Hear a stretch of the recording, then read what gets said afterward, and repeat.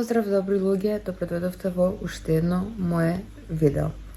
Денес во ова видео нема да снимам како готвам, нема да снимам ден со мене, нема да снимам што правам. Денес во ова видео ќе разговараме на една тема која се нарекува манипулација. Што представува манипулацијата, каков се вид на манипулација постои и како да ги препознаеме луѓето кои не манипулираат. Во денешно време се повеќе и почесто се среќаваме со луѓе кои ќе кажат јас бев или сум изманипулиран, изманипулирана. Што доведува до манипулација со луѓето и зошто оние кои го прават тоа воопшто им причинува задоволство? Јас во мојот живот имам сретнато со навистина различни луѓе од различни области и многу од тие луѓе биле манипулатори. Манипулацијата не секогаш се представува во негативна смисла и состојба. Често пати таа знае да биде прикажана со добри мисли, како добронамерни совети, добронамерно прикажување на некоја состојба и како би дошле до решение на истата состојба, додека манипулаторот, односно личноста која манипулира со вас, ви дава совети како да подобрите нешто, таа всушност ве вовлекува во својата замка и во својата јама, каде вие се доаѓате до тоа да се најдете во еден триаголник, каде постојат само 2 до 3 личности и вие сте во тој круг затворени и лутате од точка А до точка Б, точка С и се наново. Што уствари сакам да ви кажам јас со ова? Манипулацијата е многу погодна за луѓето кои се, да ги наречам,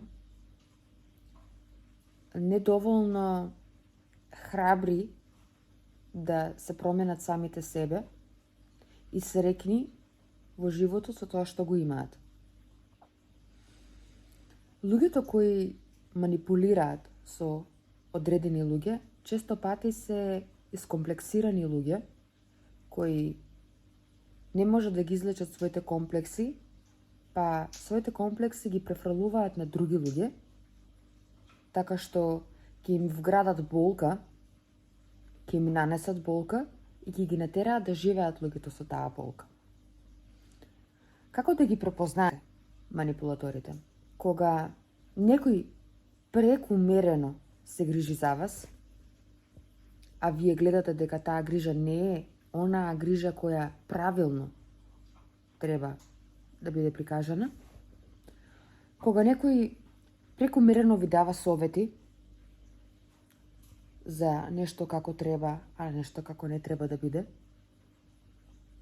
кога некој ве убедува во спротивностите за кои вие сте сигурни дека се спротивности, кога некој, народски кажано, ве убедува дека црната боја е бела. Што се случува кога ќе западнете во рацете на манипулатор?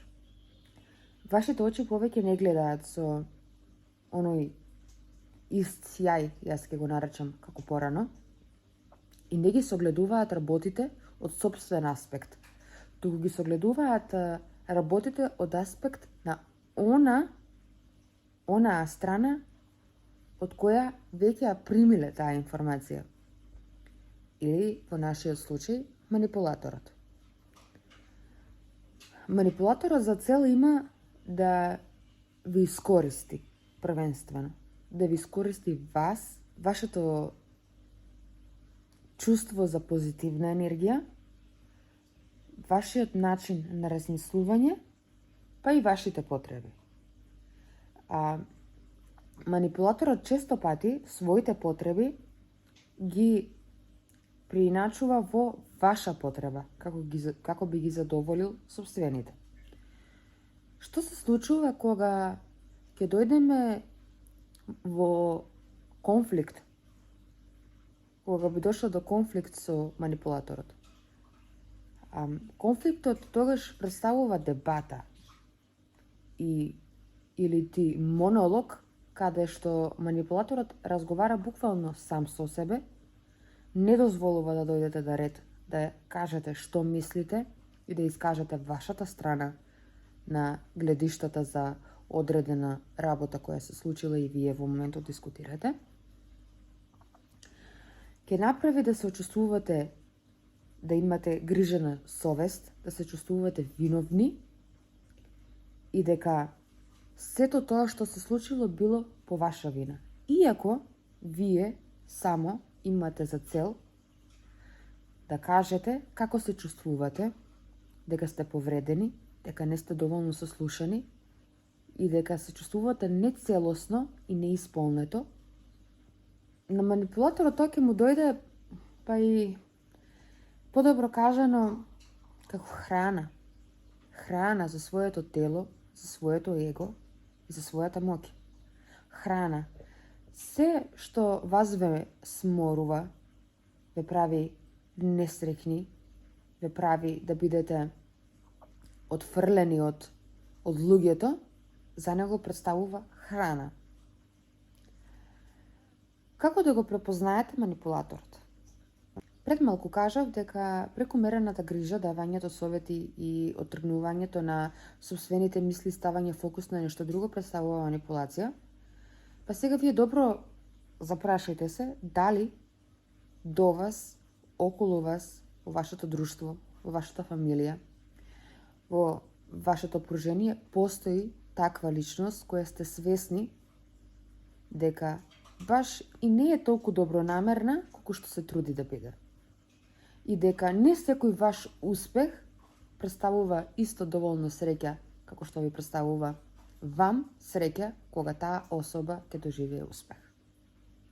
Една од најчестите форми на манипулацијата е гаслайтингот.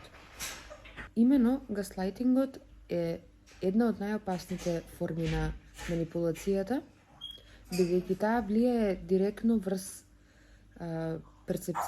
вашата перцепција за реалност. Зошто гаслайтингот се смета за една од најопасните форми на манипулацијата? Кога манипулаторот ќе започне да со неговиот третман према вас, односно со манипулацијата, често пати ќе кажат дека сте премногу осетливи и дека работите ги толкувате во погрешна насока. Која е целта на оваа форма на манипулација? Целта на оваа форма на манипулација е првенствено да фрли сомнеш на самите себе, како вашиот разум би почнал да биде несигурен и би се потпрел исклучително на личноста која уствари манипулира со вас, со нас, како ние би биле сигурни дека само во присуство на таа личност ние би биле третирани најдобро, би биле сакани најдобро, би биле